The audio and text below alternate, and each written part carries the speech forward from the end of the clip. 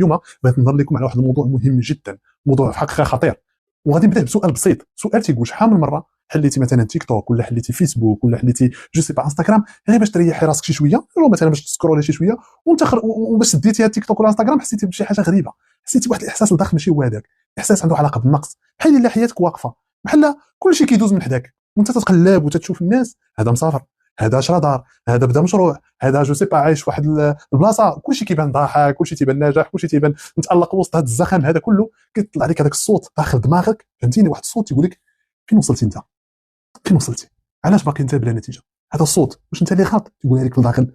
ما كاينش شي واحد فينا ما سمعش هذا الصوت، متفقين، ما كاينش شي واحد فينا ما سمعت ما يسمى بصوت المقارنه، صوت الشك، صوت ديال النقص، النقص اللي تيجي عن طريق المقارنه. ودابا خليني نسول لك واحد السؤال اعمق، سؤال في حقيقه اعمق، واش فعلا حياتك ناقصه؟